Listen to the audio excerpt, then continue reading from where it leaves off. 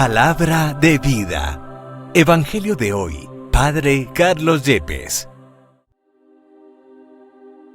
Del libro del profeta Jeremías, capítulo 31, versículos 31 al 34. Mirad que llegan días, oráculo del Señor, en que haré con la casa de Israel y la casa de Judá una alianza nueva, no como la que hice con vuestros padres, cuando los tomé de la mano para sacarlos de Egipto. Ellos, aunque yo era su Señor, quebrantaron mi alianza. Oráculo del Señor. Meteré mi ley en su pecho, la escribiré en sus corazones. Yo seré su Dios, y ellos serán mi pueblo. Y no tendrá que enseñar uno a su prójimo, el otro a su hermano, diciendo: reconoce al Señor. Porque todos me conocerán, desde el pequeño al grande, oráculo del Señor, cuando perdone sus crímenes y no recuerde sus pecados. Palabra de Dios. Te alabamos, Señor. Salmo 51. Oh Dios, crea en mí un corazón puro. Misericordia, Dios mío, por tu bondad, por tu inmensa compasión, borra mi culpa, lava del todo mi delito, limpia mi pecado. Oh Dios, crea en mí un corazón puro. Oh Dios, crea en mí un corazón puro. Renuévame por dentro con espíritu firme. No me arrojes lejos de tu rostro. No me quites tu Santo Espíritu. Oh Dios, crea en mí un corazón puro. Devuélveme la alegría de tu salvación. Afiánzame con espíritu generoso. Enseñaré a los malvados tus caminos. Los pecadores volverán a ti. Oh Dios, crea en mí un corazón puro. De la carta a los Hebreos, capítulo 5, versículos 7 al 9. Cristo, en los días de su vida mortal, a gritos y con lágrimas, presentó oraciones y súplicas al que podía salvarlo de la muerte.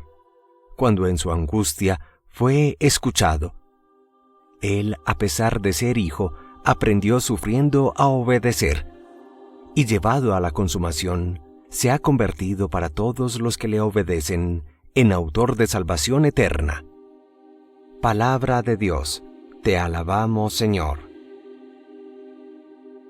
Del Santo Evangelio según San Juan, capítulo 12, versículos 20 al 33. En aquel tiempo, entre los que habían venido a celebrar la fiesta, había algunos griegos. Estos, acercándose a Felipe, el de Betsaida de Galilea, le rogaban: Señor, quisiéramos ver a Jesús. Felipe fue a decírselo a Andrés, y Andrés y Felipe fueron a decírselo a Jesús. Jesús les contestó: ha llegado la hora de que sea glorificado el Hijo del Hombre. Os aseguro que si el grano de trigo no cae en tierra y muere, queda infecundo, pero si muere, da mucho fruto. El que se ama a sí mismo se pierde, y el que se aborrece a sí mismo en este mundo se guardará para la vida eterna. El que quiera servirme, que me siga, y donde esté yo, allí también estará mi servidor. A quien me sirva, el Padre lo premiará. Ahora mi alma está agitada. ¿Y qué diré? Padre, líbrame de esta hora. Pero si por esto he venido, para esta hora. Padre, glorifica tu nombre. Entonces vino una voz del cielo: lo he glorificado y volveré a glorificarlo. La gente que estaba allí y lo oyó decía que había sido un trueno. Otros decían que le había hablado un ángel. Jesús tomó la palabra y dijo: esta voz no ha venido por mí, sino por vosotros. Ahora va a ser juzgado el mundo. Ahora el príncipe de este mundo va a ser echado fuera. Y cuando yo sea elevado sobre la tierra, atraeré a todos hacia mí. Esto lo decía dando a entender la muerte de que iba a morir. Palabra del Señor. Gloria a ti, Señor Jesús. Acercándonos a la Semana Santa y a la Pascua del Señor, miremos el Evangelio que hoy nos presenta San Juan, donde se describe de una manera casi dramática toda la acción salvífica del Señor en nuestra vida. Todo el misterio de su Pascua, esto es, de su paso de la muerte a la vida, invitándonos a nosotros a entender que no alcanzaremos la verdadera vida si primero no morimos a nosotros mismos.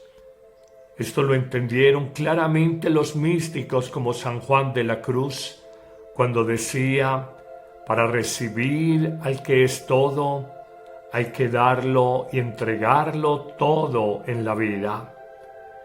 Descubramos en el Evangelio de hoy, como en 7 actos, esta obra máxima de la redención, la salvación del mundo entero. En un primer acto, Jesús, al grupo de sus discípulos les dice: ha llegado la hora de que sea glorificado, exaltado, reconocido el Hijo del Hombre.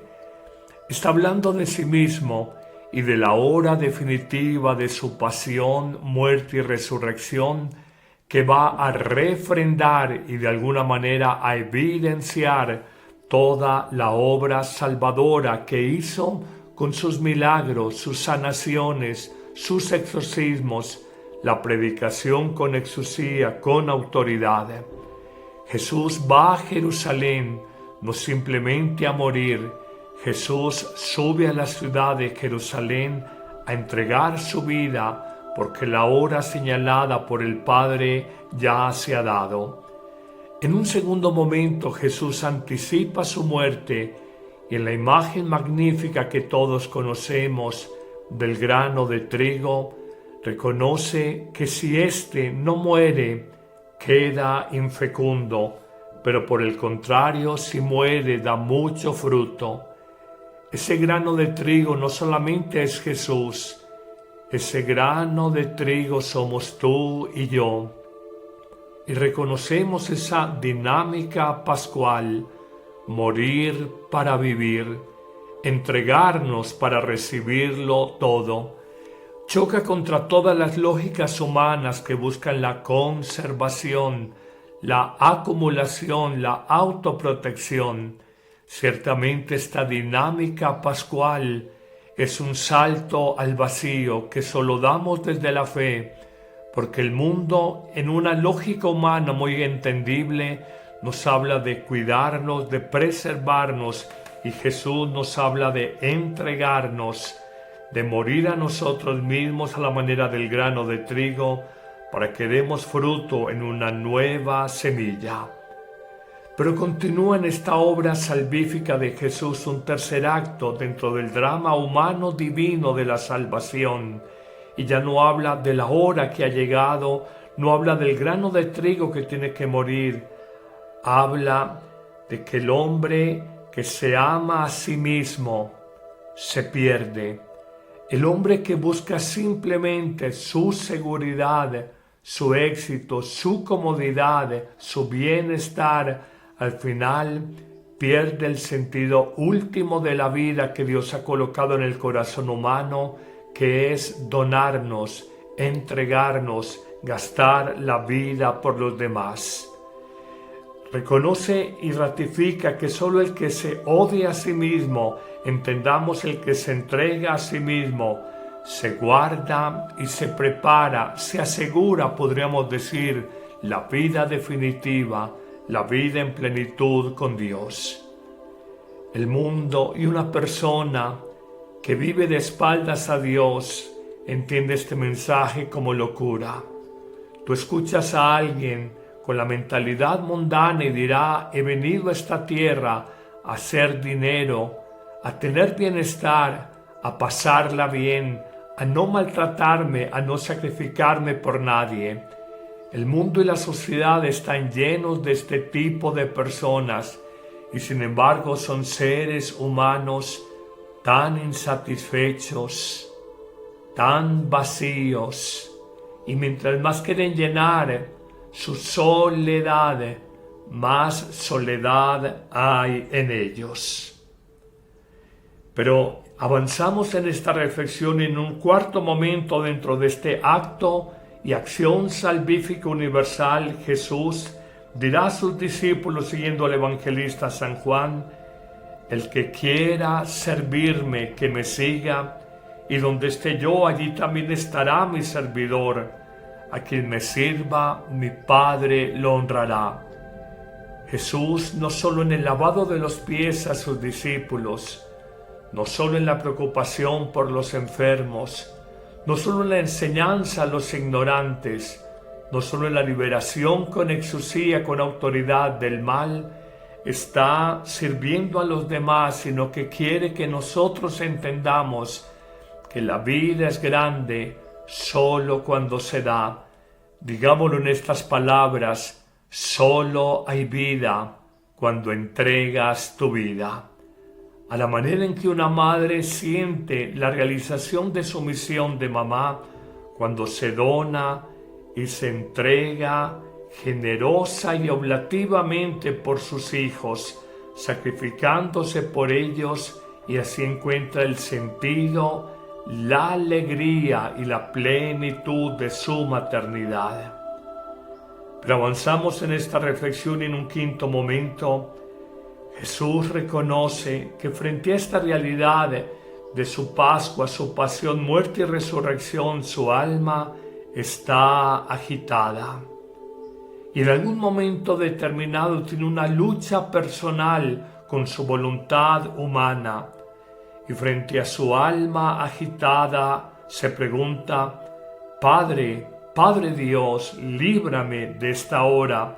Pero luego recapacita y afirma: pero si para esta hora y esta obra de redención he venido al mundo, Padre, estoy llamado a glorificar tu nombre por mi entrega sacrificial en la cruz, podríamos decir nosotros. En un sexto y penúltimo momento encontramos cómo se oye una voz del cielo, según atestigua el Evangelio de San Juan, que afirma: lo he glorificado y volveré a glorificarlo. Es la frase más paradójica. Jesús triunfa desde el fracaso de la cruz. Jesús vence el pecado, el sufrimiento y la muerte en la humanidad desde el fracaso de la pasión, la soledad, el abandono, la injusticia, la crucifixión y la muerte.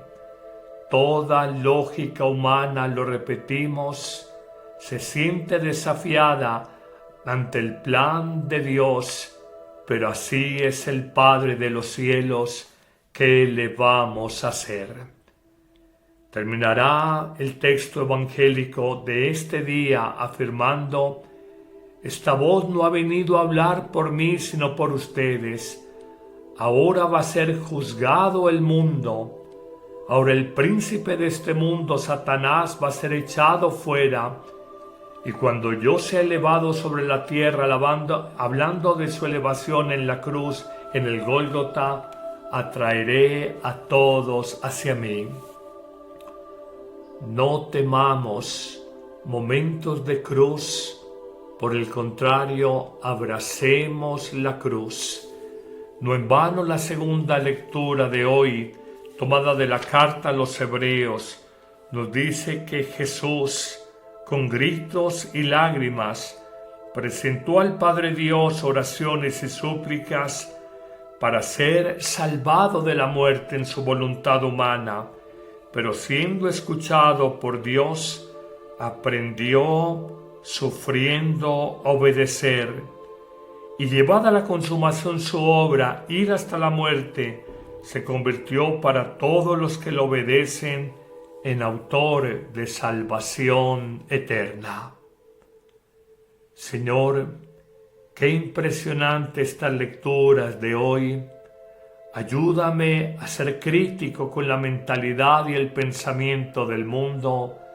Ayúdame a reconocer que hay que morir a nosotros mismos, a nuestro ego, a nuestra soberbia, a nuestro egoísmo, para vivir en la plenitud del amor de Dios. Ser macerados, morir como la semilla, como el grano de trigo, para nacer en una nueva planta, en una nueva vida. Que el buen Dios te bendiga en abundancia en este día, en el nombre del Padre, y del Hijo, y del Espíritu Santo. Amén. La Eucaristía es el principio y culmen de la vida cristiana. La Eucaristía es la oración más alta a Dios, la acción de gracias más sublime, el sacrificio pascual de Cristo que se ofrece por nosotros ante el Padre y se dona en el pan de vida que comemos. No hay verdadero y profundo encuentro con Cristo, sino en la Eucaristía de cada día.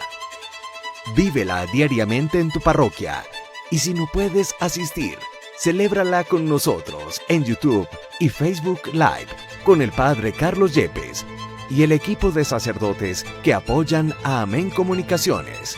Te esperamos todos los martes, jueves, viernes y domingo. La Iglesia hace la Eucaristía y la Eucaristía hace a la Iglesia.